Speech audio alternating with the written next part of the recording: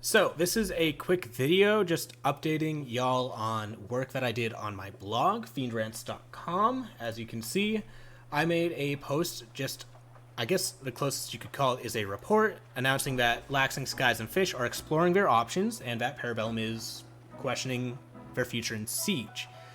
Now, each of these twitlongers all implies something that Parebellum and React being React Gaming Group, the ownership group that owns Parebellum, they all hint that React and Parebellum are questioning their future in esports. You know, you see here from Skies questioning that. You see Fish saying PB is reorganizing and deciding whether or not to stay in or out of Siege. All of these imply that Parebellum is exploring whether or not they are going to stay in esports. This isn't too much of a surprise, and what I'm saying is all pretty much just logical conclusions based off publicly available evidence, but a lot of it is also speculation, so just be aware after this point. The factual reporting ends at these three players looking at their options while Spiff and Spiker have not publicly stated anything. That's where the reporting ends. The rest, speculation, just so we're clear. As far as Parebellum's future in esports go, it isn't looking good. But this isn't a surprise that they're tightening their belt and starting to work with a shoestring budget.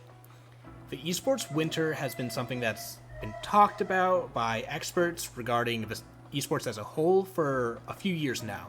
Monte Cristo, Foreign, and Richard Lewis have been very vocal about the potential of a bubble popping as venture capital realizes that esports is not as lucrative as it was initially promised to be, and we're facing the music of that now.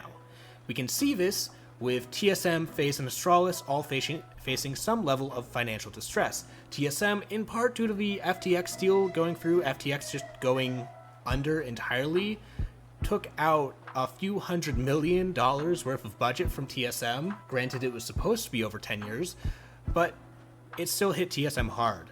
Now, there's also a bunch of other factors that hit TSM all at the same time, so they've been taking the piss for a while now, and them leaving Siege is just a logical consequence of that. But FaZe going private after nearly being taken off the stock market isn't a good sign for that organization's financials, nor is Astralis almost being taken out of the Danish stock market a strong sign for that organization.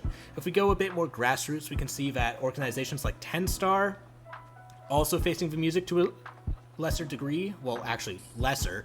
10star shut down, so that's a pretty staple tier 2 European org in the Rainbow Six scene, leaving, shutting down, and we don't know if they'll come back. Parebellum, also feeling this heat, is not surprising in the slightest, and these players exploring their options isn't actually shocking in the sense that it's just the latest in a long line of releases. To start with, Parebellum released their Rocket League team, they released their ESL Impact team, and then they released their Brazilian women's Rainbow Six team as well.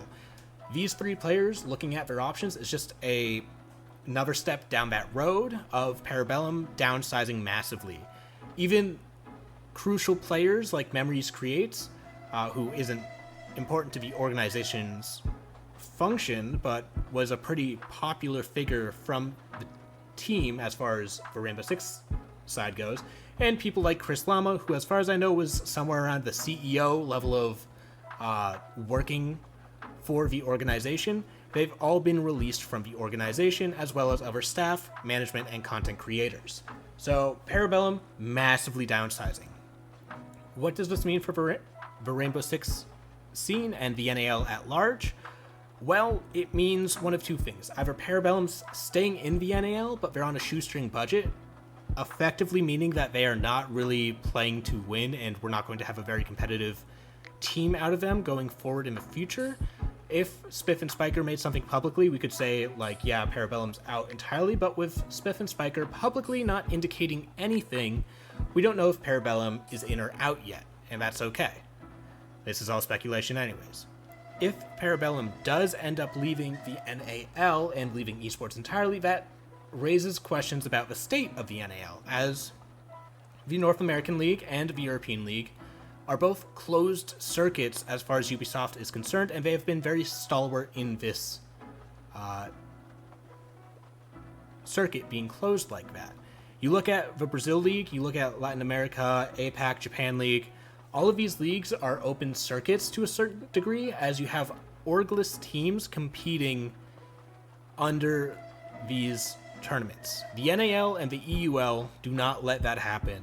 Even if you look at Outsiders, Outsiders was nothing more than a name change for Virtus Pro, while Virtus Pro was changing ownership from Russian to Armenian due to that whole debacle, which I'm not going to get into.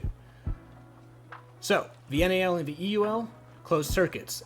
Were Parebellum to leave, that leaves us with a 7-team NAL, and that is very hard to run a tournament with, especially given that the NAL is like lightning fast, and if memory serves, had like a 2-team system or whatever, 2-group system or whatever. With that, 7 teams really messes things up, and that raises the question, do we open up the circuit, something that Ubisoft has not wanted to do and has been very resistant to doing, or do we just rock with 7 teams, both of which are pretty bad options, honestly. A 7-team circuit doesn't look good for what is supposed to be one of the premier leagues in Ubisoft's Rainbow Six Esports scene, and an open circuit is something that raises a lot of questions about why we couldn't have done this sooner. What is not a possibility is that more organizations buy into Rainbow Six at the moment, especially the NAL. There's already been lots of discussion as to how cheap APAC is and how many major slots they get compared to the NAL. Building a competent team in North America and finding success to go to majors and SI is much harder and much more expensive than it is to go to APAC, import some players, like Ariel Arise or something, just dominate over in Asia, and then come back to majors and find yourself at the Six Invitational, than it is to stay in the NAL and compete in the NAL and find success and build a brand and build a fan base. Beyond that, for organizations, they don't want to invest in franchise leagues. Franchise leagues have been on the downturn since before this announcement, but Riot's recent announcement that they are of everything that they've learned from esports in the past 10 years or whatever, kind of is a death knell for franchise esports to a certain extent, as League of Legends was one of the first franchised esports leagues in the world, particularly in the West. Riot has stepped away from a franchised model as they found it does not work for esports, even with the LCS, EUL, and LEC, and you see this in Valorant, where they have a partner program instead. You can still get relegated, you just have partners who invest and buy in, and even then, they're not guaranteed to stay.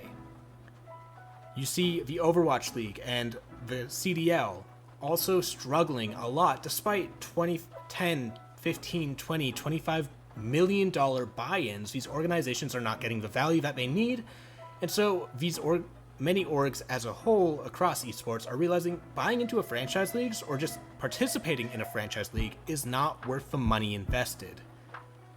With Rainbow Six and the NAL being a closed league, while it's not a franchise in name, in effect it is. So that's a lot of money to invest, and it's not something that organizations are excited to invest in at the moment, especially because it's an esports winter, regardless of whether or not franchise leagues were popular still.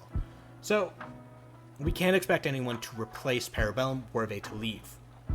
That's all I have, just a quick update and explaining how things are, because I don't know how many people from my YouTube are aware that I have a website where I also keep track of the Tier 1, Tier 2, and Tier 1 and Tier 2 teams, keep a archive of all my interviews, including post-game interviews that I would not put on my YouTube just because they're so short form, like talking to Giddy or Poison or Rai about their SFCL matches. I also have my opinion pieces that you probably won't see on YouTube, as it's a weird thing to put on YouTube, I guess. But, here I am talking about smokes, nicknames, all that stuff. Also, other financial information like Heroic having issues funding and what that might mean for their Siege team, which you might also find interesting. Anyways, give us a like, comment, subscribe for the algorithm, all that whack-ass stuff, you know.